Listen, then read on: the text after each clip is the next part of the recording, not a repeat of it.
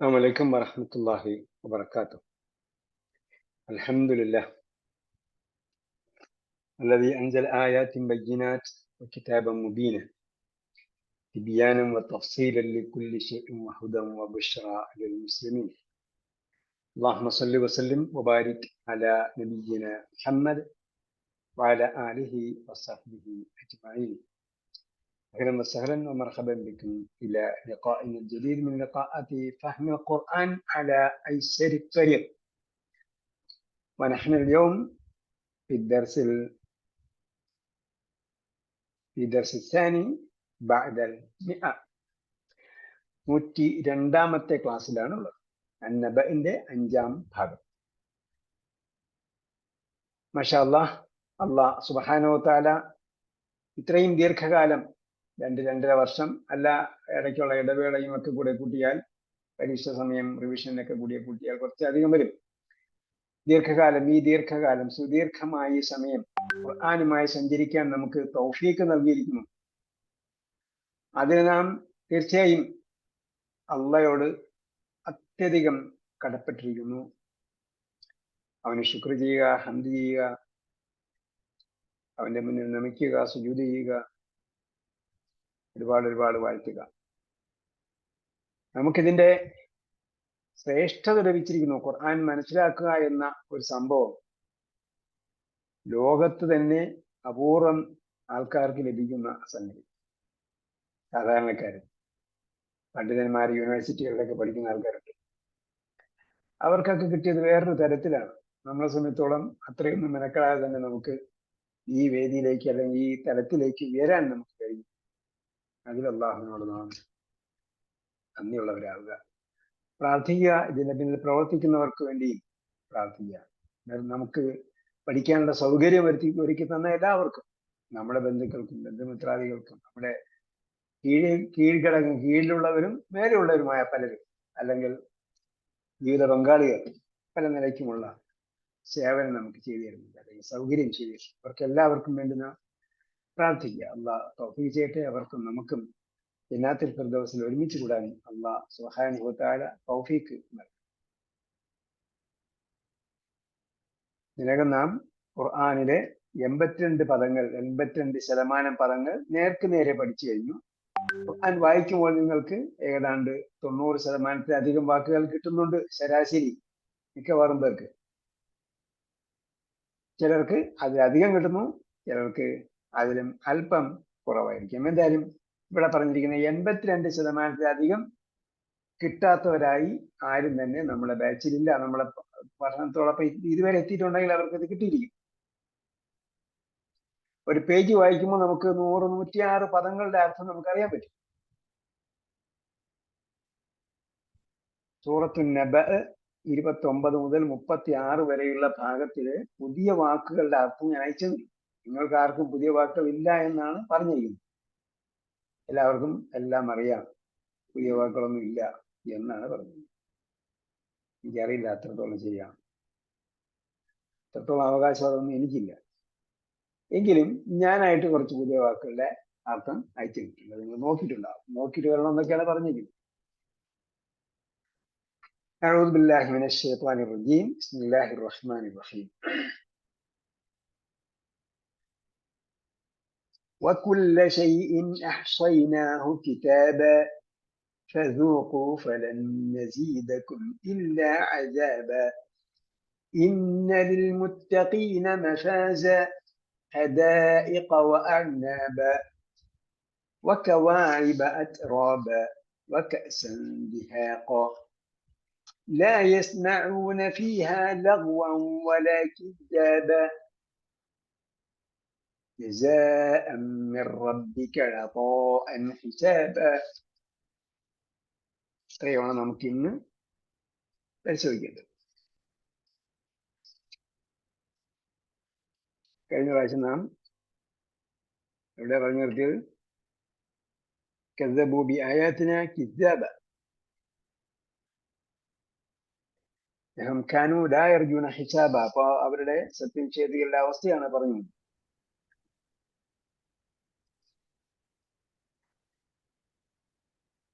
അവരുടെ ശിക്ഷയും അവർക്ക് അങ്ങനെ ശിക്ഷ ലഭിക്കാനുള്ള കാരണവുമാണ് പറഞ്ഞത്.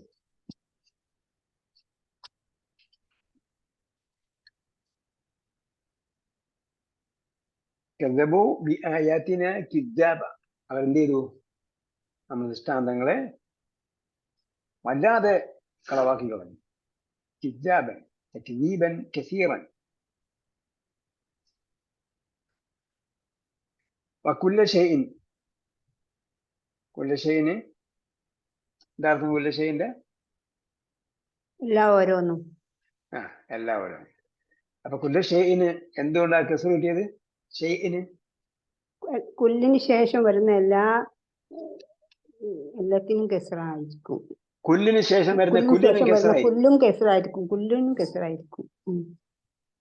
അഹ്സൈനാഹു, അഹ്സ എന്ന് പറഞ്ഞാൽ കണക്കാക്കി വലയം ചെയ്തു എന്നൊക്കെയാണ്.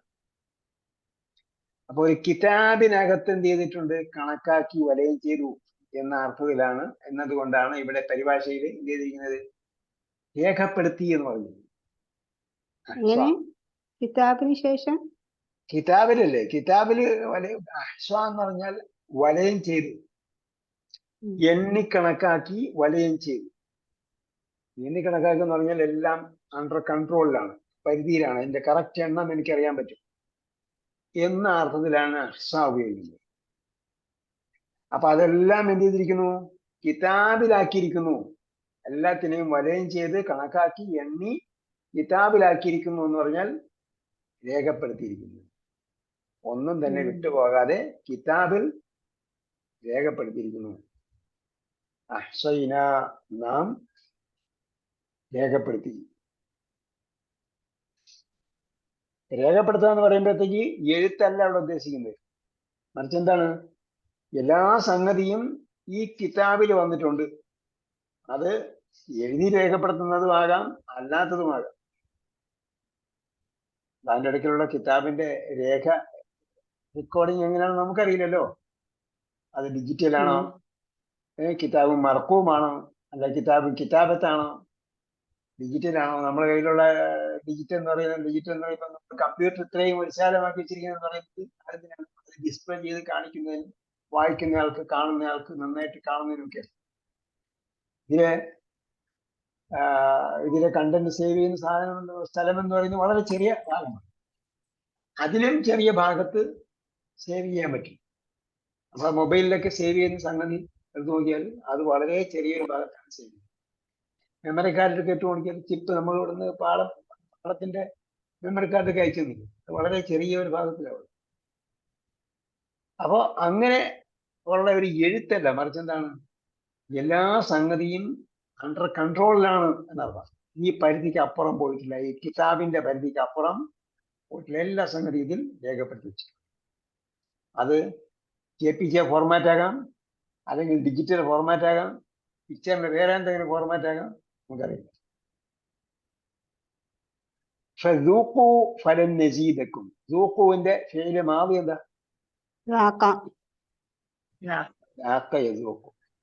ഓക്കെ, എല്ലാരും ഈ 9:45 കയറാഞ്ഞെന്താ? എനിക്ക് തന്നെ കൺഫ്യൂഷൻ ആയിരുന്നു. ക്ലാസ് ഉണ്ടോ ഇല്ലേ 9:45 നോക്കുമ്പോൾ ഒരാൾ വന്നു. എനിക്ക് പെട്ടെന്ന് കയറാൻ പറ്റില്ല. ഞാൻ നോക്കിയത് ബുധനാഴ്ച തന്നെയാണോ?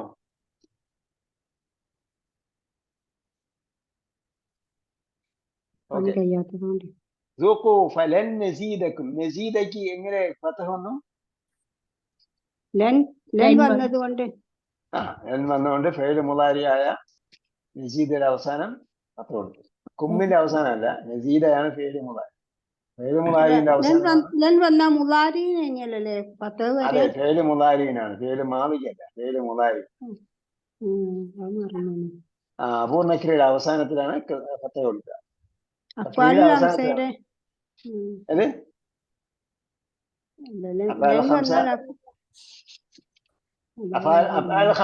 മാദിയാണോ?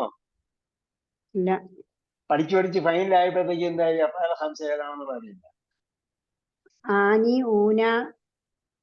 അതെ, അഫ്ആൽ ഖംസ ഈ ഫിഅൽ മാദിയാണോ മുളാരിയാണോ? മുളാരിയാണ്.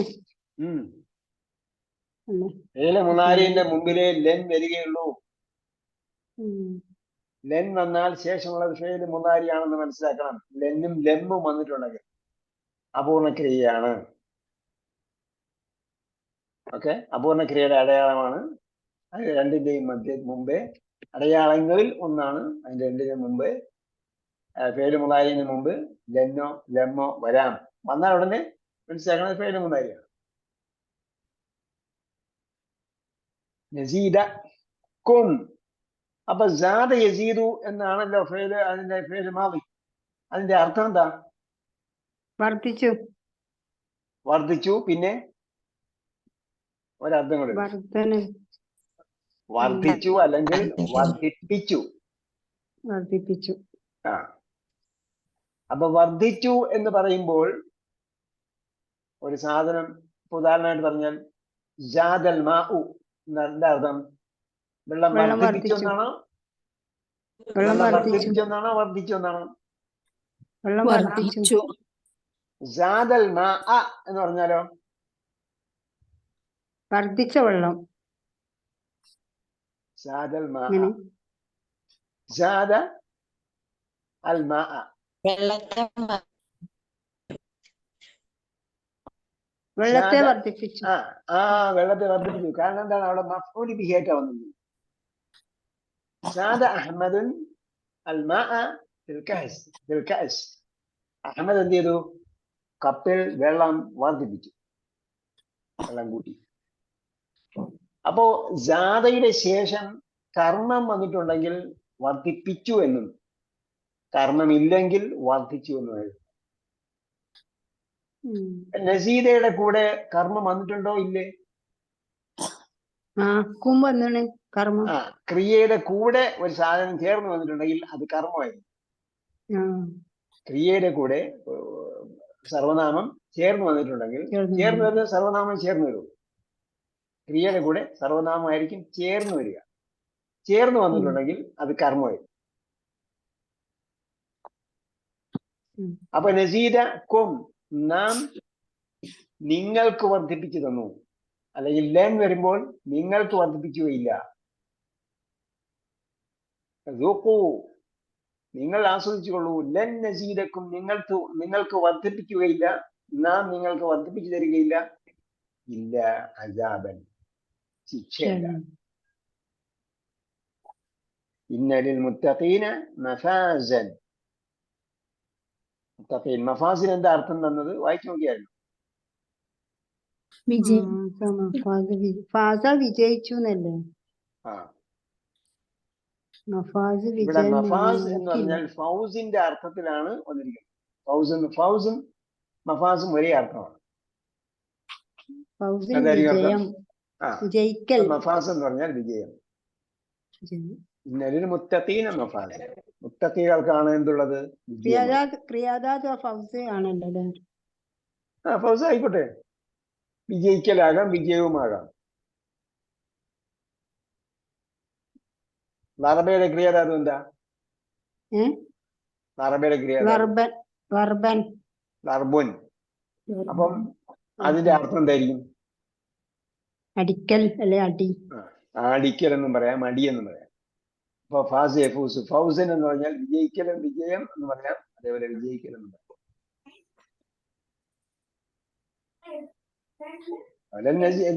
മുത്തഖീന മഫാസൻ, സൂക്ഷ്മാലുക്കൾക്കാണ് വിജയം. മുത്തഖീന്റെ ഫേല് മാറി എന്താണ്? മാഷാ അല്ലാഹ്. ഇത്തക്കയുടെ എന്താണ് മുത്തഖീൻ?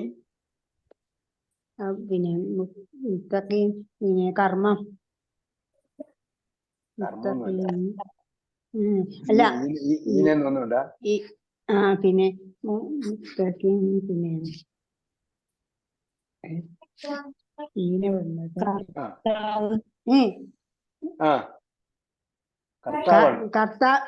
കർത്താവിന്റെ ബഹുവചനം. അത് തന്നെ. അപ്പോ കർത്താവിന് എന്ത് പറയും? ഇത്തക്കായുടെ കർത്താവ് എന്താണ്? മുത്തഖിൻ. കാഫിന് കെസർ തെന്നിയിട്ടാണ് മുത്തഖിൻ. നമ്മള് മുത്തഖി എന്ന് പറയും. പക്ഷെ ആൾ വന്നാൽ അയാൾ മുത്തഖി എന്ന് പറയാൻ പറ്റും. അല്ലില്ലെങ്കിൽ മുത്തഖിൻ എന്നാണ് പറയുക. ഓക്കെ, ലിൽ മുത്തഖീന മഫാസൻ. അപ്പൊ അൽ വന്നതുകൊണ്ട് ഈ ലിൽ മുത്തഖീനായത് അല്ല അല്ല അല്ല അല്ല, അല്ലല്ലോ അതല്ല പിന്നെ. പറഞ്ഞത്, അങ്ങനെയല്ല. മുത്തഖിൻ എന്ന് നമ്മൾ പഠിച്ചപ്പോൾ അവസാനത്തിന് കെസർ തെന്നീനിട്ടല്ലേ പറഞ്ഞത്, ആ അവിടെ ഈനയൊന്നുമില്ല. മുത്തഖിൻ അവിടെ നമ്മൾ സാധാരണ മലയാളത്തിൽ പറയുമ്പോൾ മുത്തഖി, അവനൊരു മുത്തഖിയാണെന്ന് പറയും. അവിടെ നീട്ടി പറഞ്ഞത് മുത്തഖി എന്ന് നീട്ടി പറഞ്ഞത്. അപ്പൊ അൽ ഇല്ലെങ്കിൽ മുത്തഖി എന്ന് നീട്ടില്ല, മുത്തഖിൻ എന്നാണ് ഉള്ളത്. അൽ വന്നാലേ അൽ മുത്തഖി എന്ന് വരുള്ളൂ. അൽ മുത്തഖി എന്ന് വരും. ഇവിടെ ഈന വന്നത് എന്തുകൊണ്ടാ? അൽ വന്നുകൊണ്ടാ ഈന വന്നത്? അല്ല, ബഹുവചനത്തിന്റെ ഈന. ബഹുവചനത്തിന് എന്തുകൊണ്ട് ഊന പറഞ്ഞില്ല? ഇവിടെ കെസറ് ആ ലീ വന്നോണ്ട് കെസർ ലീ വന്നതുകൊണ്ട് മുത്തഖീനാണ്. അപ്പൊ ഇന്ന വന്നാൽ എന്താ സംഭവിക്കേണ്ടത്? ഇന്ന വന്നാല് ഫതഹാണ് വരണ്ടേ. ആ, അപ്പൊ അതെവിടെ ഫതഹ്? പിന്നെ ഇന്ന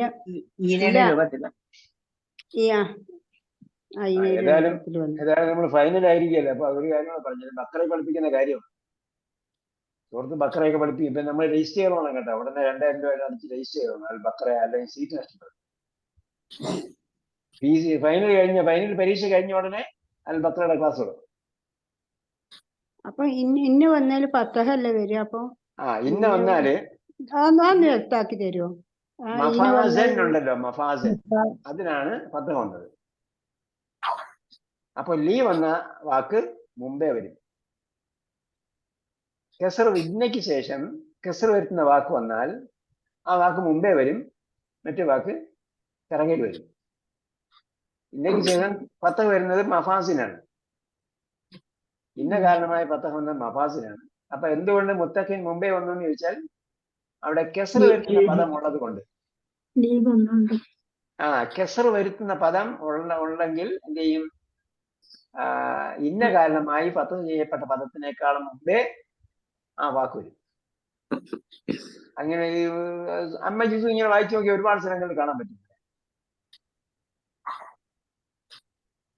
ഓക്കെ, അത് ഞാൻ മനസ്സിൽ വെച്ചാൽ മതി. ഇത് പരീക്ഷയ്ക്ക് പഠിക്കാനുള്ളതൊന്നുമല്ല.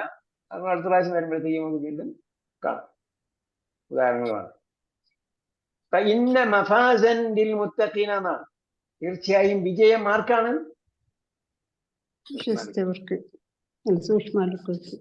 ഇവിടുത്തെ ആന്തോന്നികളായിട്ട് ജീവിച്ചവരൊക്കെ നമ്മൾ വയറ് നിറച്ചുകൊണ്ടൊന്നും അവർ അടിപൊളി വസ്ത്രം ധരിക്കുന്നു, അടിപൊളി വാഹനത്തിൽ ഭയങ്കര വീടാണ്, അതാണ് ഇതാണ് മറ്റാണ് മറിച്ചാണെന്ന് പറയും. അതൊന്നും എന്തല്ല? വിജയമല്ല. അതൊക്കെ ഇവിടെ കാണുന്ന 1 or 2 ദിവസം, അല്ലെങ്കിൽ വർഷം, അല്ലെങ്കിൽ 10, 15, അല്ലെങ്കിൽ 100 വർഷം. അത് പരലോകത്ത് ചെല്ലുമ്പോ ഒരു സെക്കൻഡിന്റെ വിലയില്ല അതിന്. കാരണം മിഖ്ദാറുഹു 50,000 സന എന്നാണ്. അവിടുത്തെ ഒരു ദിവസം ഇവിടുത്തെ 50,000 വർഷത്തിന് തുല്യമാണ്. അപ്പൊ ഇവിടെ 100 വർഷം അടിച്ചു പൊളിച്ച് ജീവിച്ചുകൊണ്ട് എന്താ ഉപയോഗം? ഒരു ഉപയോഗമില്ല. അവിടെ ഒരു ദിവസം അടിപൊളി ജീവിതമായിരിക്കും,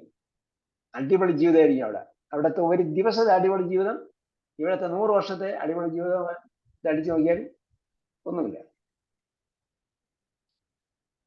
അപ്പൊ എന്താണെന്ന് പറയാൻ പോകുന്നത്? അവിടെ എന്തായിരിക്കും? അവിടെയാണ് സക്സസ്, വിജയം. നമ്മൾ പറയുമല്ലോ സക്സസ്ഫുൾ ബിസിനസ്മാൻ, സക്സസ്ഫുൾ ജെന്റിൽമാൻ എന്നൊക്കെ പറയും. ആൾ രക്ഷപ്പെട്ടു. അത് രക്ഷപ്പെട്ടെന്നാ പറയും. എങ്ങനെ രക്ഷപ്പെട്ടു? കുറെ കാശുള്ളതുകൊണ്ട്. കാശ് സുനാമി വന്നാ പോയി, ഓഖി വന്നാ പോയി, അല്ലെങ്കിൽ വെള്ളപ്പൊക്കം വന്നപ്പോൾ പോയി. അപ്പൊ വലിയ നോട്ട് കെട്ടുകൾ കണ്ടെത്തിയല്ലോ വയനാട്ടിൽ നിന്ന്.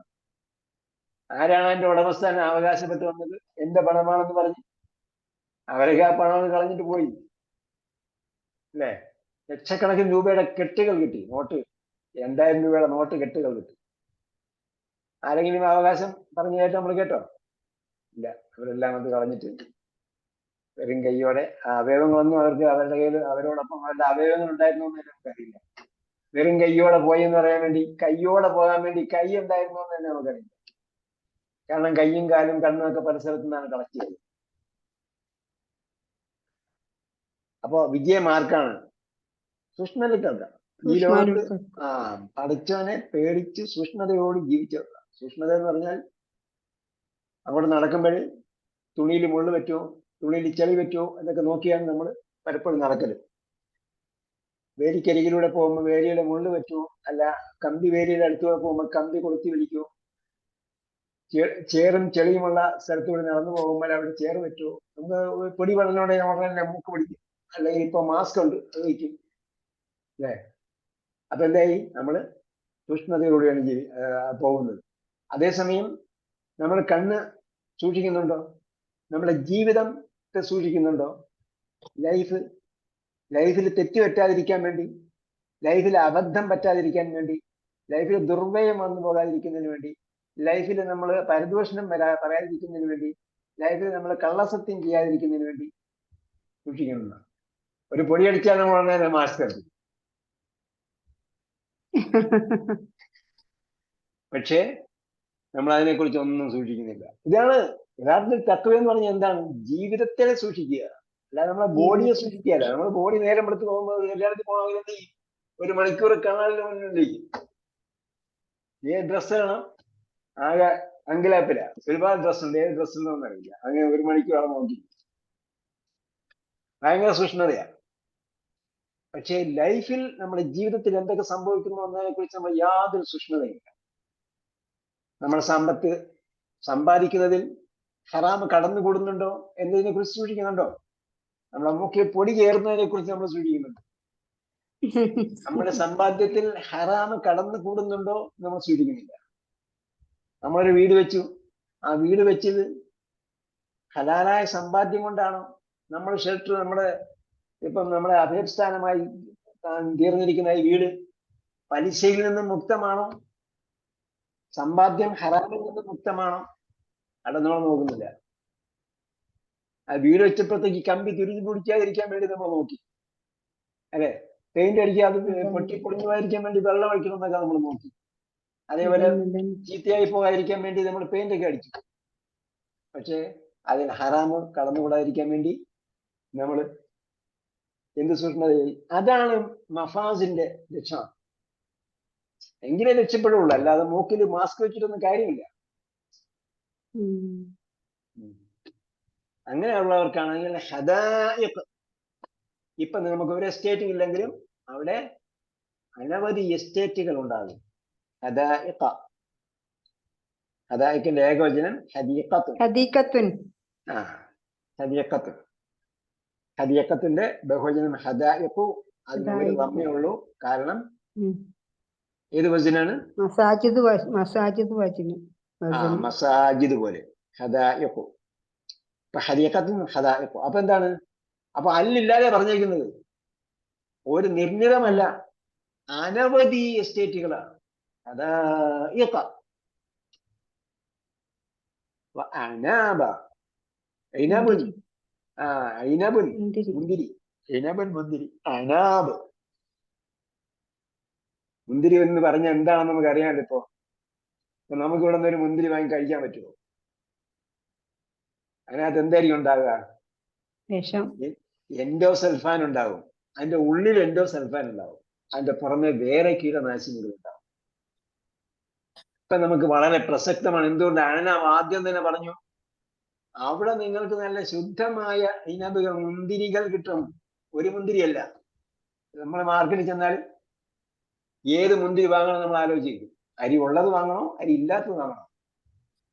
അരി ഇല്ലാത്തതാണ് വാങ്ങുന്നെങ്കിൽ അവിടെ കൊണ്ട് അവസാനിച്ചു, നമ്മുടെ ലൈഫ് തന്നെ അവസാനിച്ചു. കാരണം പ്രത്യുൽപാദന ശേഷി ഇല്ലാതെയായി നമ്മൾ മാറും.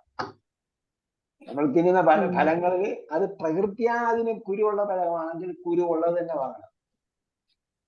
എന്ത് സംഭവിക്കും? നമ്മുടെ ഗുരു പോയി, നമ്മുടെ ഗുരു പോയി.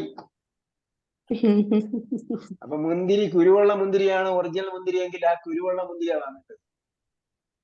നമ്മൾ വിചാരിക്കും കഴിക്കാൻ എളുപ്പമാണ് കുരു ഇല്ലാത്ത വാങ്ങാം. പക്ഷെ കുരു ഇല്ലാതാകുന്നതോടുകൂടി അവിടെ എന്താണ്? എംപ്റ്റി ആയി തീർന്നു. പിന്നെ നമ്മള് പ്രത്യുൽപാദന ക്ഷമത ഇല്ലാത്തവരായി മാറും. അത് അതിന്റെ എന്താണ്? അപ്പൊ അതിന്റെ ഹിഡൻ അജണ്ട നമ്മൾ മനസ്സിലാക്കണം. ഓരോന്നിന്റെ ഹിഡൻ അജണ്ടകൾ, അന്തക വിത്തുകളുടെ പിന്നിൽ പ്രവർത്തിക്കുന്ന അജണ്ട എന്താണ്? ആ വിത്ത് അന്തകനാകുന്നതോടുകൂടി തന്നെ പിന്നെന്തായി? നമ്മളെ ഈ അന്ത്യം ആയി, പ്രത്യുൽപാദനക്ഷമതയില്ലാത്തവരായി മാറി.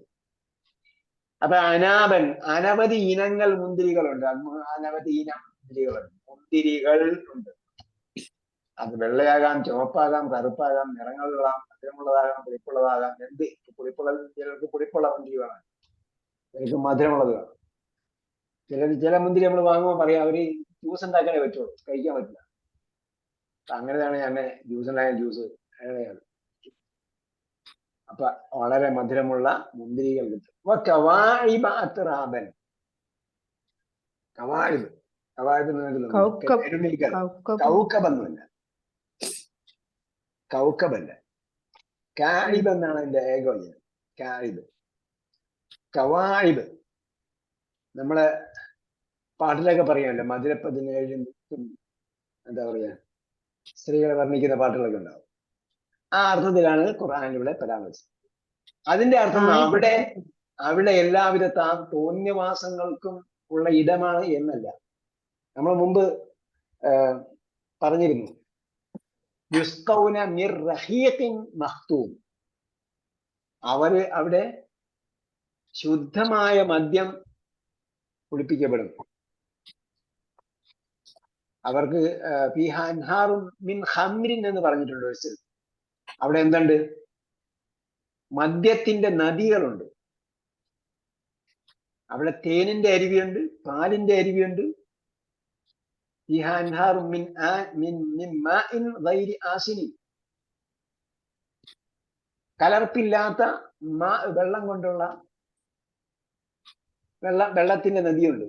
അതായത് വെള്ളം കലങ്ങാത്ത വെള്ളം, കലങ്ങൂല, എത്ര ശക്തിയായിട്ട് ഒഴിയാൻ അവിടെ കലങ്ങാത്ത വെള്ളമാണ്. വൻഹാറും മിൻ ലബനിൻ, അവിടെ എന്തുണ്ട്? പാലിന്റെ അരുവി.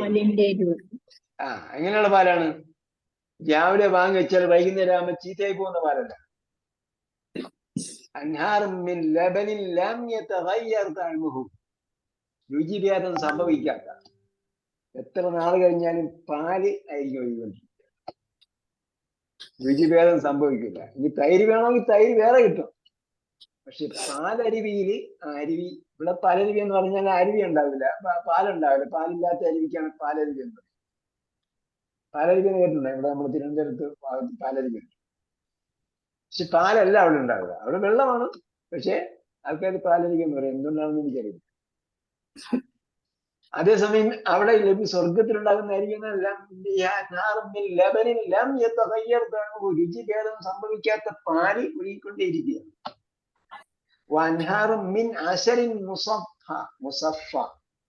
അവിടെ ശുദ്ധമായ തേന്, ശർക്കരയും കരിപ്പട്ടിയൊന്നും ചേർത്ത്, വെല്ലമൊന്നും ചേർത്തിട്ടുള്ളതൊന്നുമല്ല. എന്താ? ശുദ്ധമായ തേൻ. വൻഹാറും മിൻ അശരിൻ, ശുദ്ധമായ തേന് ഒഴുകിക്കൊണ്ടിരിക്കുക. അതേപോലെ പറഞ്ഞു വൻഹാറും മിൻ ഖംറിൻ ലസ്സത്തിൽ ലിശാരിബീൻ. ഒരു ഭാഗത്ത് പറഞ്ഞു യുസ്ഖൗന മിൻ റഹീഖിൻ മഖ്തൂം. അപ്പൊ ഇവിടെ മനുഷ്യൻ എന്ന് പറഞ്ഞാൽ മനുഷ്യന് ആനന്ദിക്കണം, മനുഷ്യന് ആഹ്ലാദിക്കണം, ആനന്ദിക്കണം. അപ്പൊ ആഹ്ലാദത്തിന്റെയും ആനന്ദത്തിന്റെയും ആഹ്ലാദവും ആനന്ദവും ഒക്കെ പിടിച്ചു നിർത്തിയിട്ടാണ് നമ്മളിവിടെ മുത്തക്കികളായിട്ട് ജീവിക്കുന്നത്. അപ്പൊ ഈ ആഹ്ലാദവും ആനന്ദവും ഒക്കെ നമുക്ക് എപ്പോഴും കിട്ടും എന്ന് ചോദിക്കുന്നുണ്ടാവും. അത് നമുക്ക് സ്വർഗത്തിൽ ചെല്ലുമ്പോൾ കിട്ടും. ഇവിടെ നമ്മളത് കൺട്രോൾ ചെയ്ത് ജീവിച്ചു കഴിഞ്ഞാൽ സ്വർഗത്തിൽ ചെല്ലുമ്പോൾ അതൊക്കെ കിട്ടും. അതിനെ ഉപമിക്കാൻ വേണ്ടിയാണ് ഹംറ് എന്നവിടെ പറയുന്നത്. അപ്പൊ ഹംറ് എന്നവിടെ പറഞ്ഞിട്ടുണ്ടെങ്കിലും പിന്നീട് വേറൊരു ഭാഗത്ത് പറഞ്ഞു ലഭിക്കുക ശുദ്ധമായ മദ്യമാണ്. അതെന്താണ്? മനുഷ്യനെ ലഹരി ഉണ്ടാക്കുകയില്ല, മതോന്മത്തനാക്കുകയും പരിസര ബോധം കെടുത്തി കളയുകയും അമ്മയെയും പെങ്ങളെയും മനസ്സിലാകാതെ ഇരിക്കുന്നവനെയും അമ്മയും പെങ്ങളെയും ഭാര്യയും തിരിച്ചറിയാത്ത അവസ്ഥയിലേക്ക് മാറ്റുന്നതല്ല. അപ്പൊ ഇത് ആനന്ദിക്കുകയും ആഹ്ലാദിക്കുകയും ചെയ്യുന്നവരെ സംബന്ധിച്ചോളം ഈ ലോകത്തെ ആനന്ദവും ആഹ്ലാദവും ഒക്കെ നിയന്ത്രിച്ച് നിർത്തുന്നവരെ സംബന്ധിച്ചോളമാണ് അവിടെ അത് ലഭിക്കുന്നത്. അപ്പൊ ഇവിടെ നിയന്ത്രിച്ചാൽ അവിടെ അത് ലഭിക്കും എന്ന് പറയുന്നതിന് വേണ്ടിയാണ് ഈ സംഗതികൾ പറയുന്നത്. ഇവിടെ നമ്മൾ വിചാരിക്കുന്നുണ്ടാവും നല്ല സുന്ദരിമാരായ ഇണകളോടൊപ്പം ജീവിക്കുന്നതാണ് ഭയങ്കര വിജയം എന്നൊക്കെ വിചാരിക്കുന്നു.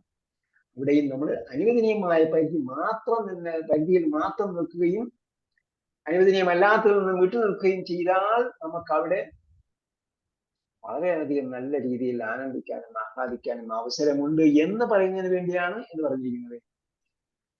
കവാഇബ്, അവിടെ തരുണീ മണികൾ ലഭിക്കും. അത്റാബൻ, പ്രായഭേദം തിരിച്ചറിയാത്ത. തെറുബ് എന്ന് പറഞ്ഞാൽ തുല്യപ്രായക്കാർ. തെറുബുൻ, തുല്യപ്രായം, സമപ്രായം ഉള്ളവൻ അല്ലെങ്കിൽ ഉള്ളവൾ. തെറുബാണ് ഏകവചനം. അല്ലല്ല, തുറാബല്ല. ഇവിടെ പെണ്ണുങ്ങൾ മണ്ണായി പോകുന്ന അവസ്ഥയല്ല പറയുന്നത്, അത് വേറെ പറയാം. അതിന്റെ അവസാനം, ഈ സൂറത്തിന്റെ അവസാനം വേറെ പറയും. ഇത് വേറെ. കവാഇബ് എന്ന് പറഞ്ഞ തരുണികൾ. എങ്ങളുടെ തരുണികൾ? സമപ്രായക്കാർ എന്ന് പറഞ്ഞാൽ അവരുടെ പ്രായാധിക്യം കൊണ്ട് അവർ മോശക്കാരാണ് എന്ന്, അവരെ സ്വീകരിക്കാൻ പറ്റാത്തവരാണ് എന്ന് തോന്നുന്ന രീതിയിൽ വേറെ പല പ്രായത്തിലുള്ളവരെല്ലാം, മറിച്ച് എന്താണ്, ഒരേ പ്രായത്തിലുള്ള തരുണികൾ. അത്റാബൻ രണ്ടർത്ഥം പറയുന്നുണ്ട്. എന്തുകൊണ്ട് സമപ്രായക്കാരെന്ന് പറഞ്ഞാൽ തരുണികൾ ഒരേ പ്രായത്തിലുള്ളവരാണ്, അല്ലെങ്കിൽ ജീവിത പങ്കാളിയെ സംബന്ധിച്ചോളം പുരുഷനും സ്ത്രീയും ഒരേ പ്രായത്തിലുള്ളവരായിരിക്കും. സമപ്രായക്കാർ, ഇണകൾ അങ്ങനെയുണ്ടല്ലോ. ഇണകളായി ജീവിക്കുന്നവർ തുല്യ പ്രായക്കാരാകാൻ ആഗ്രഹിക്കും. അതേപോലെ തുല്യ പ്രായക്കാർ എന്ന രീതിയിലുമാകാം. അതേപോലെ തന്നെ തരുണികളെല്ലാം തുല്യ പ്രായത്തിലുള്ളവരാണ് എന്ന് ആകാം. കവാഇബ അത്റാബൻ, സമപ്രായക്കാരായ തരുണികളെയും അവിടെ ലഭിക്കും. വകഅസൻ ദിഹാഖ, കഅസും കിട്ടും. കോപ്പ എന്ന് കഅസ് ഏകവചന പറഞ്ഞിരിക്കുന്നത്. കഅസൻ ഏകവചനമാണെങ്കിലും അതെന്താണ്, അത് ആ കോപ്പ, കപ്പുകൾ എന്ന അർത്ഥത്തിലാണ് ഉദ്ദേശിക്കുന്നത്. എന്താണ്, അത് വർഗത്തെ സൂചിപ്പിക്കുന്നതാണ്. ആ ഒരു വർഗത്തെ. കപ്പ്, കഅസ് ഉണ്ടാവും. എങ്ങനെയാണ് കപ്പ്? ദിഹാഖ്, നിറഞ്ഞത്. മംലൂ, നിറഞ്ഞ കപ്പുകൾ. നിറഞ്ഞ കപ്പുകൾ എന്ന് പറഞ്ഞാൽ എങ്ങനെ ലഭിക്കുക? നമ്മളിപ്പോ മുന്തിരി, നമ്മൾ അങ്ങനെ ചെല്ലുമ്പോൾ വിചാരിക്കും മുന്തിരിയുടെ ജ്യൂസ് കുടിക്കണം, മുന്തിരിയുടെ ജ്യൂസ് കുടിക്കണമെന്ന് ഉദ്ദേശിച്ചതാണ് അവിടെ. അപ്പൊ ചെല്ലുമ്പോ മുന്തിരിയുടെ ജ്യൂസ് അങ്ങനെ നിറഞ്ഞിരിക്കുന്നതാണ്. അവിടെ നിറച്ച് നേരത്തെ കുറെ നേരം കൊണ്ട്, ഇപ്പം 12 മണിക്കാണ് കല്യാണമെങ്കിൽ 10 മണിക്ക് വരെ ഒഴിച്ചു വെക്കുകയും പിന്നെ അവിടെ ഈച്ചയും പൂച്ചയൊക്കെ വന്ന് എല്ലാ വിസർജനം ചെയ്ത് വെച്ചിരിക്കുകയും ചെയ്യുന്ന അങ്ങനെയുള്ള നിറഞ്ഞ കപ്പല്ല. മറിച്ച് ഞാൻ അവിടെ ചെല്ലുമ്പോൾ നിറഞ്ഞിട്ടുണ്ടാകും. അവിടെ നിഷേധത്തിന്റെ ഇത് വന്നത്. അപ്പൊ നിഷേധത്തിന്റെ ലാ അവിടെ വന്നില്ലല്ലോ. ഏത് ലായെ കുറിച്ചാ പറഞ്ഞത്? കഅസൻ ദിഹാഖ എന്ന് പറഞ്ഞത് അല്ല, ഒരു നിഷേധത്തിന്റെ ഉസ്താദ് ഇപ്പൊ നിഷേധത്തിന്റെ എന്തോന്ന് പറഞ്ഞല്ലോ. അപ്പൊ എന്താ ഒന്നും പറഞ്ഞില്ല നിഷേധത്തിന്റെ? എല്ലാം പറഞ്ഞ ആരെങ്കിലും കേട്ടോ നിഷേധത്തിന്റെ ഇല്ല. സ്വർഗത്തിന്റെ കാര്യം പറഞ്ഞ, നിഷേധികളുടെ കാര്യം പറയുന്നില്ല. സ്വർഗത്തിൽ നിഷേധികളൊന്നുമില്ല. കഅസൻ ദിഹാഖ, ദിഹാഖ നിറഞ്ഞ കോപ്പകൾ ഉണ്ടാകും. അപ്പൊ ഇനി 2 ജ്യൂസ് കുടിക്കണമെന്നാണ് ആഗ്രഹം. ഒരു ജ്യൂസ് കുടിച്ചിട്ട് ബാക്കി നമുക്ക് 2 ജ്യൂസ് കൊടുക്കണം. അവിടെ ആപ്പിളിന്റെ ജ്യൂസും ഒരു മുന്തിരിയുടെ ജ്യൂസ്, വേറെ എന്തൊക്കെയോ പഴങ്ങളുണ്ടാകും അവിടെ, വേറൊന്നും അറിയില്ല. അതാണ് നമ്മൾ ബക്കറയിൽ പഠിക്കാൻ പോകുന്നത്.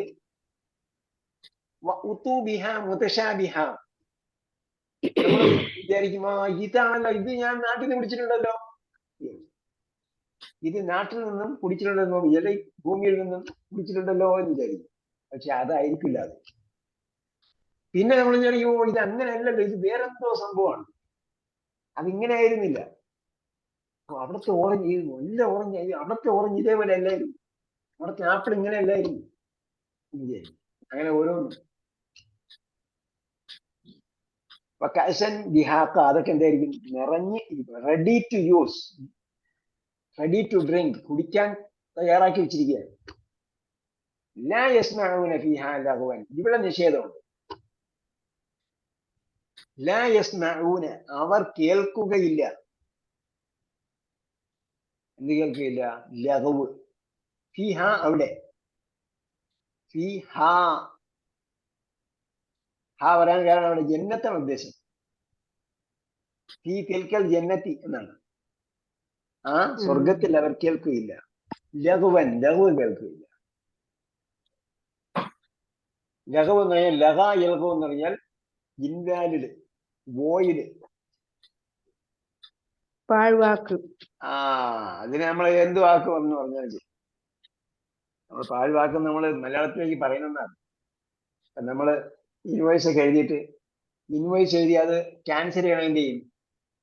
ക്യാൻസൽ ചെയ്യുമ്പോഴത്തേക്ക് അവര് നമ്മളെന്ത് ചെയ്യും? നമ്മൾ ഇങ്ങനെ രണ്ടുപേരും അവര് ഒരു ഇങ്ങനെ ലാ ഇട്ടിട്ട് ഒരാളിടും, ലാ പിന്നെ ഒരു റായിടും, വൈനിടും.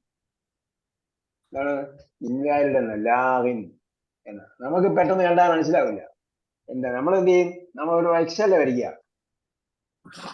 അവരെന്ത് ചെയ്യുന്ന പറഞ്ഞാൽ ലാഹിൻ ഇതാണ് എഴുതുക.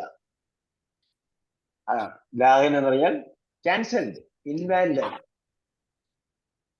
അപ്പൊ ലൗനോ ലവന്റെ ലഹവ് അതിന്ന് ഒന്നാണ്.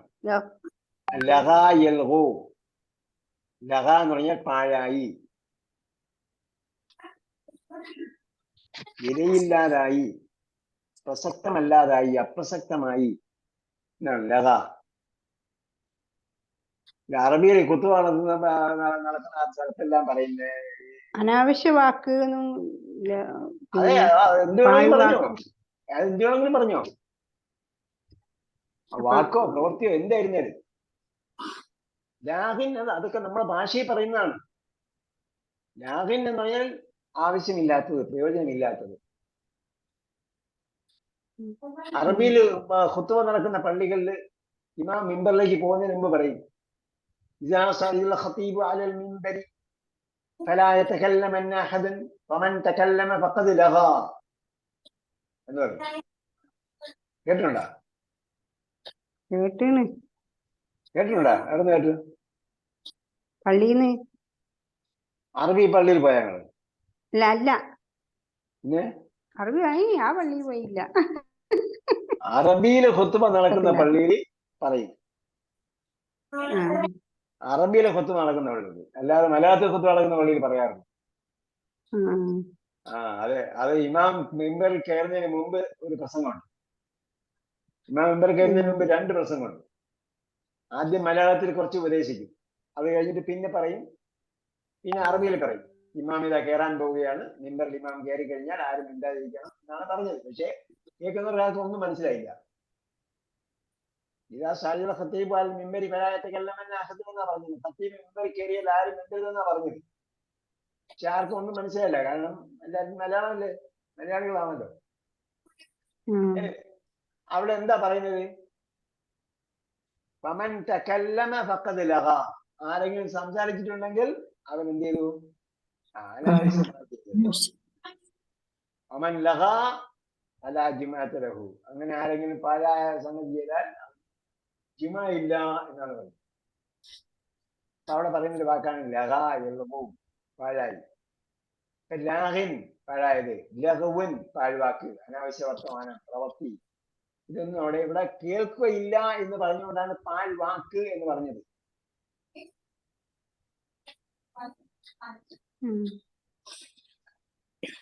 അനാവശ്യ വാക്ക് എന്ന് പറയാൻ കാര്യം എന്താ?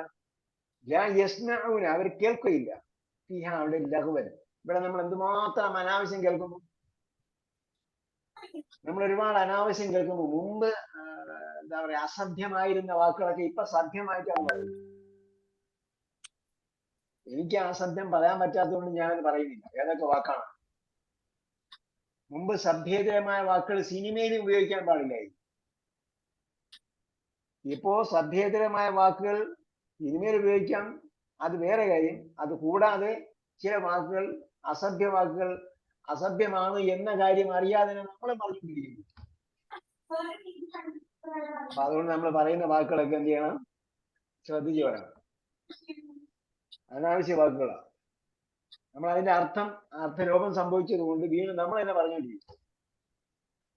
പലരെയും നമ്മൾ കുറ്റപ്പെടുത്തുമ്പോൾ പറയുന്നത് പല വാക്കുകളും അസഭ്യ വാക്കുകളാണ്. ഇപ്പോൾ മുതിർന്ന പ്രായമുള്ള ഒരു 10-80 വയസ്സൊക്കെ ഉള്ള ആൾക്കാർ ചോദിച്ചാൽ അവർക്കറിയാം അന്ന് കാലത്ത് ഇതൊക്കെ ചീത്ത വാക്കായിട്ടാണ് ഉപയോഗിച്ചത്. അല്ലേ? അപ്പോ ഇതൊന്നും അവിടെ കേൾക്കേണ്ടി വരില്ല. നമ്മള് ചീത്ത വാക്ക് പറയുന്നില്ലെങ്കിലും പലരും പറയുന്നതിന് നമ്മൾ കേൾക്കേണ്ടി വരും. ചിലരുണ്ട്, ചില മാന്യന്മാർ നിൽക്കുന്ന സന്ദർഭത്തിൽ മോശമായ വാക്കുകൾ പറയാറില്ല. പക്ഷെ നമ്മുടെ സാന്നിധ്യം ഉണ്ട് എന്നറിയാതെ പലരും പറയുന്നുണ്ടാകും. ഇപ്പൊ അങ്ങനെ ഒരു സാന്നിധ്യം ഉണ്ട് എന്ന് പരിഗണിക്കാതെ തന്നെ ആൾക്കാരെ പറഞ്ഞുകൊണ്ടിരിക്കുക. വലാകിസ്സാബൻ, അവര് കള്ളവും കേൾക്കുകയില്ല. നേരത്തെ നമ്മൾ പറഞ്ഞല്ലോ കസ്സബൂബി ആയത്തിനെ കിസ്സാബൻ ആണ്. കസ്സബൂബി ആയത്തിനെ കിസ്സാബൻ പഠിച്ചില്ലേ? വല്ലാത്ത കളവാക്കി. വല്ലാതെ കളവാക്കൽ. അപ്പൊ ഇവിടെ ആ വാക്കാണ് ഉപയോഗിച്ചത്. കള്ളവാക്കും കേൾക്കേണ്ടി വരില്ല. അപ്പൊ കള്ളമായ സംഗതിയും കേൾക്കേണ്ടി വരില്ല. ഇന്നിപ്പോ നമ്മൾ എന്തെല്ലാം കള്ളങ്ങൾ കേൾക്കുന്നു? കള്ളങ്ങൾ നടന്ന കാര്യം നമ്മൾ കേൾക്കുന്നുണ്ടല്ലോ. കള്ളങ്ങൾ നടന്ന കാര്യം നേരെ വിളിച്ചാൽ പറയുന്നത് മുഴുവൻ കള്ളങ്ങൾ നടന്ന കാര്യങ്ങളുടെ ഹിസ്റ്ററിയാ പറയുന്നത്. കള്ളങ്ങൾ നടന്ന കാര്യവും കള്ളം നടത്തിയ കാര്യവും കളവ് നടത്തിയ കാര്യങ്ങളും പിന്നെ കള്ളവാക്കുകൾ, കള്ള സത്യങ്ങൾ നേരെ വിളിച്ചാൽ നമ്മൾ പറയുന്നത് മുഴുവൻ കേൾക്കുന്നത് മുഴുവൻ. പക്ഷെ സ്വർഗത്തിൽ ചെന്ന് കഴിഞ്ഞാൽ അവിടെ ഒന്നും കേൾക്കേണ്ടി വരില്ല. ഒരു കള്ളവും കേൾക്കേണ്ടി വരില്ല. ജസാഅൻ മിർ റബ്ബിക. ഇതെല്ലാം എന്താണ്? ഇപ്പൊ എന്തെല്ലാം കാര്യങ്ങൾ പറഞ്ഞു? ആഹാര വിഭവങ്ങളെ കുറിച്ച് പറഞ്ഞു. ഇന്നലിൽ മുത്തഖീന മഫാസിൻ, അവിടെ വിജയം. കഅസൻ ലിൽ മുത്തഖീന മഫാസിൻ ഹദായിഖ വഅനാബൻ. അപ്പോ സുഷുപ്തമായ എസ്റ്റേറ്റുകളുണ്ട്. എസ്റ്റേറ്റുകൾ രണ്ട് അവസ്ഥയിൽ പറയാം. ഹദായിഖ എന്ന് പറയുമ്പോൾ അവിടെ നിങ്ങൾക്ക് ഉല്ലസിക്കാൻ പറ്റിയ ശീതള ഛായയുള്ള തണലുള്ള ഭാഗങ്ങൾ എന്ന അർത്ഥത്തിൽ. മറ്റൊന്നാണ് നിങ്ങളുടെ സ്വത്ത് എന്ന അർത്ഥത്തിൽ എസ്റ്റേറ്റുകൾ. ഇവിടെ നമ്മൾ എസ്റ്റേറ്റുകൾ ഉണ്ടാകാൻ വേണ്ടിയാണല്ലോ പെടാപ്പാട് ഇടുന്നത്, അള്ളയെ മറന്നു ജീവിക്കുന്നത്. നമ്മൾ അള്ളയെ സൂക്ഷിച്ച് ജീവിച്ചാൽ ഇവിടെ അനന്തമായ എസ്റ്റേറ്റുകൾ നിൽക്കും. അനന്തമായ ഏരിയയുള്ള എസ്റ്റേറ്റുകൾ. പണ്ടൊരാളിങ്ങനെ നീ എവിടം വരെ രാവിലെ മുതൽ വൈകുന്നേരം വരെ നടക്കാൻ പറഞ്ഞു. എവിടം വരെ നടന്നെത്തുന്നു അത് മുഴുവൻ നിനക്കുള്ളതാണ്. അവസാനം എന്തായി? അയാൾ നടന്ന് വിചാരിച്ചു ഇത് ശരിയാവില്ല, നടന്നത് കുറച്ചല്ലേ എത്തുള്ളൂ, ഓടാൻ പറഞ്ഞു. അങ്ങനെ ഓടി, വേഗത്തിൽ ഓടി. കുറച്ചു വെച്ചിരുന്ന എത്ര നന്നായിരുന്നു എന്ന് വിചാരിച്ചു അയാൾ വീണ്ടും ഓടി. അവസാനം വൈകുന്നേരം ആയപ്പോഴത്തേക്ക് അയാള് ഇതായി തളർന്ന് ക്ഷീണിച്ച് വീണുപോയി. പിന്നെ അയാളുടെ റൂഹം പോയി, അയാളുടെ കാറ്റ് തീർന്നു. പിന്നെ അയാൾ നടന്നു തീർന്നപ്പോ എത്ര ഏക്കർ കിട്ടി? 6 അടി കിട്ടി. 6 അടി ബീറ്റിംഗ് അല്ല, ധർമ്മല്ല. 6 അടി നീളമുള്ള മണ്ണാണ് അയാൾക്ക് അവസാനം കിട്ടിയത്. അത്രയും കിലോമീറ്റർ നടന്നിട്ട് അയാൾക്ക് യാതൊരു ഉപയോഗമില്ല. എന്ന് പറഞ്ഞതുപോലെ മനുഷ്യൻ ഇങ്ങനെ പാടുപെട്ട് ഓടിക്കൊണ്ടേ ഇരിക്കുകയാണ് സമ്പാദിക്കാൻ വേണ്ടി. പക്ഷെ അള്ളയെ സൂക്ഷിച്ച് ജീവിച്ചു കഴിഞ്ഞാൽ അനവധി എസ്റ്റേറ്റുകൾ കിട്ടും. അത് എത്താം. അപ്പോ അനവധി എസ്റ്റേറ്റ് കിട്ടും. അവിടെ നിങ്ങൾ ആ ശീതളഛായയിൽ താമസിക്കാം, ഉല്ലസിക്കാം. അതേപോലെ തന്നെ നിങ്ങളുടെ സ്വത്തായിരിക്കും അത്. അതേപോലെ കവാഴി പറയാറായില്ല. പിന്നീട് എന്താ, ഫുഡ് കിട്ടി. അതിനകത്ത് ഫ്രൂട്ട്സ് ആണ് അവിടെ ഫുഡായിട്ട് കിട്ടുക. ഇവിടുത്തെ കപ്പയും മറ്റേ എന്താ പറയാ സ്ഥലത്താനൊക്കെ അടിച്ചു ചേർത്ത കീടനാശിനിയൊക്കെ ചേർത്ത ചോറും സാധനങ്ങളൊന്നുമല്ല. അല്ല. അപ്പൊ അഴനാബ് പറഞ്ഞെന്തിനാ? അഴനാബ് പറഞ്ഞത് ഭക്ഷണത്തിന്റെ ഒരു ഇനമായിട്ട് പറഞ്ഞതേ ഉള്ളൂ. അല്ലാതെ ആകെപ്പാടെ കിട്ടുന്നത് ഒരു തരം ഒരു ഫ്രൂട്ട് മാത്രമല്ല. ഫവാകിഹ കസീറത്തിൻ എന്നാ പറഞ്ഞത് വേറെ സ്ഥലത്ത്. ഫവാകിഹ കസീറത്തിൻ, അനവധി ഫലങ്ങളാണ് അവിടെ ഉണ്ടാവും. ഫലവർഗ്ഗങ്ങൾ. ഫവാകിഹ കസീറ പലതും പറഞ്ഞു. നമ്മള് സ്വർഗത്തിലെ സംഗതി കാണുന്ന വായിക്കണമെന്നുണ്ടെങ്കിൽ സൂറത്ത് വാഖിഅ, സൂറത്തുൽ ഇൻസാൻ, സൂറത്തുർ റഹ്മാൻ ഇതൊക്കെ വായിച്ചു നോക്കുക. ലാ മഖ്തൂഅത്തിൻ വലാ മംനൂഅ, അവിടെ പ്രൊഹിബിഷൻ ഒന്നുമില്ല, ഇനി കുടിക്കരുതെന്ന് പറയില്ല, അതേപോലെ തീർന്നു പോയെന്നും പറയില്ല. ഓക്കെ, അപ്പൊ ഹദായിഖ്, അപ്പൊ അതിനാണ് പറഞ്ഞത് ആഹാരത്തെ കുറിച്ചാണ്. പിന്നീട് അത്രാബൻ പറഞ്ഞെന്താ, ഫാമിലി ലൈഫിനെ കുറിച്ചാണ്. പിന്നെന്ത് പറഞ്ഞു, ഇടയ്ക്കിടയ്ക്ക് കുടിക്കാനുള്ള ജ്യൂസുകൾ എന്ത് വേണോ അത് കിട്ടും, എല്ലാം റെഡിയാണ്. പിന്നെന്താണ്, സോഷ്യൽ അവസ്ഥ എന്താണ്, സാമൂഹിക അവസ്ഥ എന്താ, പുറത്തുനിന്നൊന്നും നമ്മളെ എഫക്ട് ചെയ്യുന്നൊന്നുമില്ല. അപ്പൊ മുഴുവൻ സാമൂഹ്യമായും സാമ്പത്തികമായും നമ്മുടെ വ്യക്തിജീവിതവും കുടുംബജീവിതവും എല്ലാം എന്തായിരിക്കും, അടിപൊളിയായിരിക്കും. നമ്മൾ വിചാരിക്കുന്നതല്ല, നമ്മൾ ചെയ്തതിന്റെ കൂലിയായിട്ട് കിട്ടുന്നതാണ്, ജസാൻ കൂലിയായിട്ടാണ്. പക്ഷേ റബ്ബിന്റെ ഭാഗത്തു നിന്നുള്ള ജസാ പ്രതിഫലമായിട്ടാണ്. പിന്നെന്താണ്, ഗിഫ്റ്റ് ആയിട്ടാണ്. ഇത് കിട്ടുന്നതെല്ലാം കൂടെ നമ്മൾ പണിയെടുത്തതിന്റെ പണിക്ക് കൂലിയല്ല കിട്ടുന്നത്. ഇന്ന് രാവിലെ ഒരാൾ വന്നിട്ട് പറഞ്ഞു ബോണസും വേണമെന്ന്. നമ്മൾ ഓൾറെഡി സാധനത്തിന് പേ ചെയ്തിരിക്കുകയാണ്, ഫണ്ട് അടച്ചു കഴിഞ്ഞു, ബില്ല് പേ ചെയ്തു, ഡെലിവറി ചെയ്തതിനു ശേഷം പറഞ്ഞ് അപ്പൊ ബുക്ക് എടുത്തിട്ട് വരാൻ പറഞ്ഞു എഴുതാൻ വേണ്ടി. ബുക്ക് എടുത്ത് കൊടുത്താൽ പറഞ്ഞു ആ ബോണസും കൂടെ എടുത്തിട്ട് വരണം. അപ്പൊ ഈ ബോണസ് നമ്മൾ ചെയ്ത പണിക്കുള്ളതല്ല നമുക്ക് അവിടെ കിട്ടുന്നത്, മറിച്ച് എന്താ, അപ്പൊ ദാനമായിട്ട് വേറെയും കിട്ടും. അതായിരിക്കും അധികം ഉണ്ടാകുക. നമ്മൾ ചെയ്യുന്ന പണി വെച്ച് നോക്കിയാല് അത്രയും കൂലിക്ക് അത് നമുക്ക് അർഹതയില്ല. റബ്ബിക്ക് ഹിസാബ, അവിടെ ഒരു ഹിസാബും കൂടെ ഉണ്ട്, ദാനത്തിനും ഒരു ഹിസാബുണ്ട്. നമ്മൾ ബോണസ് എന്ന് പറയുമല്ലോ, ബോണസ് കണക്ക് വിചാരണ കണക്കനുസരിച്ച് ഇവിടെ ഹിസാബ് കണക്കാണ്.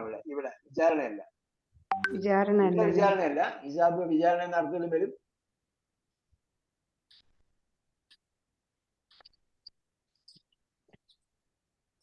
ഇവിടെ എന്താണ്, കണക്കനുസരിച്ചുള്ള ദാനം. അപ്പൊ ബോണസ് കൊടുക്കുമ്പോഴും ഒരു കണക്ക് നോക്കും അല്ലെ. ബോണസ് നോക്കുമ്പോൾ കമ്പനിക്ക് ഒരു കണക്കുണ്ടാവും, ആ കണക്കനുസരിച്ചാണ്. അപ്പൊ അള്ളാഹ്ക്ക് അങ്ങനെ ഒരു കണക്കൂടെ ഉണ്ട്, ആർക്ക് എത്ര കൊടുക്കണം എന്നൊരു കണക്ക് അള്ളാഹ്ക്കുണ്ട്, അതനുസരിച്ച് കൊടുക്കും.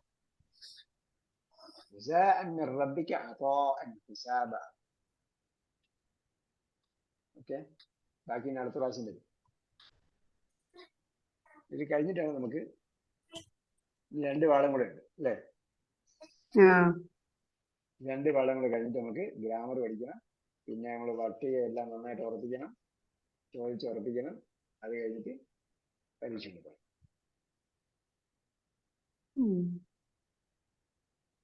ഓക്കെ, അപ്പൊ സൂറത്തുർ റഹ്മാൻ, സൂറത്തുൽ വാഖിഅ, അതുപോലുള്ള സൂറത്ത് മുഹമ്മദിലാണ് ഈ അവിടെയുള്ള നദികളെ കുറിച്ചൊക്കെ പറഞ്ഞിരിക്കുന്നത്. അതൊക്കെ കണ്ടെത്തി നിങ്ങൾ സ്വർഗത്തിലെ സവിശേഷതകളൊക്കെ എഴുതുക. ചിലരൊക്കെ പുസ്തകം എഴുതിയിട്ടുണ്ട്. പുസ്തകം നമ്മൾ സ്വന്തം വായിക്കുന്നതിന് കുഴപ്പമൊന്നുമില്ല, പക്ഷെ നമ്മളിങ്ങനെ കണ്ടെത്തി കഴിഞ്ഞാൽ നമുക്കത് വേറൊരു അനുഭൂതി തരും. അവിടെ ലഭിക്കുന്ന സംഗതികളെ കുറിച്ച്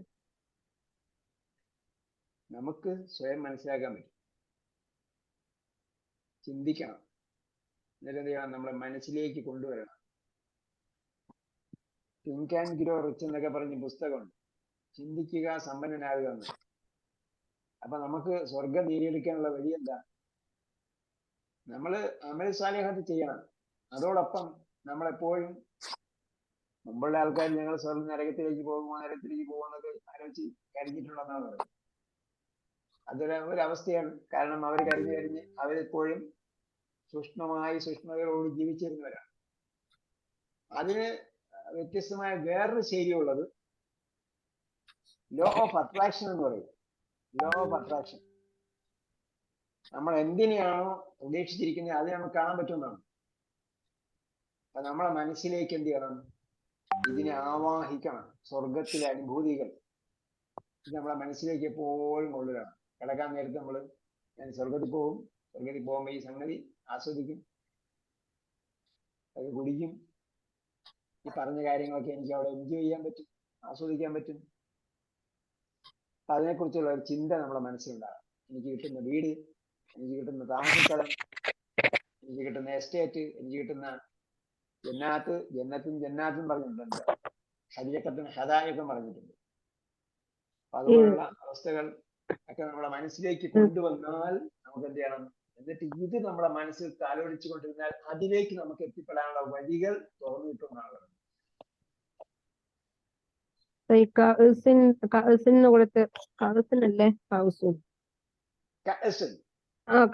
ചഷകം എന്ന് കൊടുത്ത് അതിന് ഓപ്പോസിറ്റ് വാക്കുകളുണ്ടോ? കൗസിന്റെ ഓപ്പോസിറ്റ് എന്താ? കപ്പിന്റെ ഓപ്പോസിറ്റ് എന്താണ്? ട്രോഫിയാ? എന്താ അത്? കോപ്പകളല്ലേ? അല്ല, കപ്പുകൾ ഓപ്പോസിറ്റ് എന്നാലും അറിയാത്ത പഠിക്കണം.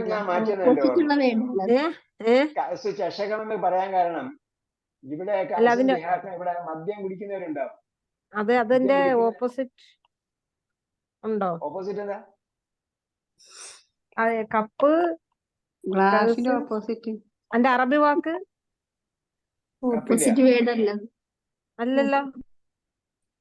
ഏത് വാക്കാണ് പറയുന്നത്? ഏത് ഓപ്പോസിറ്റ്? എന്ന് പറയുന്നത് ഒരു നൗണല്ലേ? ആ നൗണിന്റെ ഓപ്പോസിറ്റ് ഓപ്പോസിറ്റ് വരില്ലേ? ഇല്ല, ആ കൊടുത്തേക്കുന്ന മാറിയല്ലേ? മാറിയാണ്. എന്താ കുഴപ്പം? അതിന്റെ ബന്ധമുണ്ടോ? അല്ലല്ല, പൂർണ്ണക്രിയ അല്ലേ? അതായത് നമ്മൾ ഒരു വാക്ക് പഠിക്കുമ്പോൾ അതിന്റെ ക്രിയയും പൂർണ്ണക്രിയയും ക്രിയാധാതുവുമാണ് പ്രത്യേകിച്ച് മനസ്സിലാക്കുക. പൂർണ്ണക്രിയയും അപൂർണക്രിയയും ക്രിയാധാതുവാണ് പ്രത്യേകിച്ച് മനസ്സിലാക്കുക.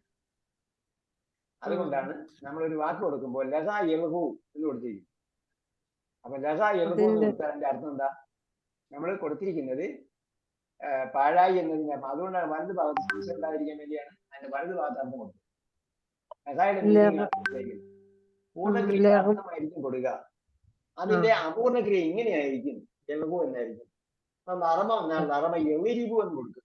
അപ്പോ കെസ്റുള്ളതാണ്, അപൂർണക്രിയയിൽ കെസ്റുള്ളതാണ്. നെസറ വന്നാൽ നെസറ യൻസുറു എന്ന് കൊടുക്കും.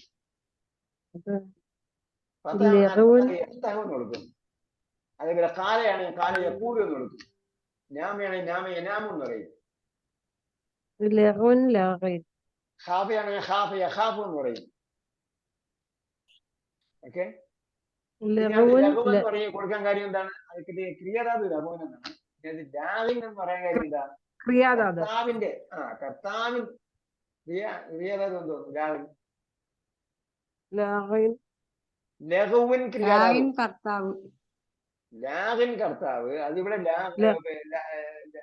അതിന്റെ കർത്താവ് രൂപം വരുമാതിരി എന്തില്ല, ദുർബലക്ഷണം പോകും. അതുകൊണ്ടാണ് അതങ്ങനെ എടുത്തു കൊടുത്തത്. കിതാബോ കിതാബുൻ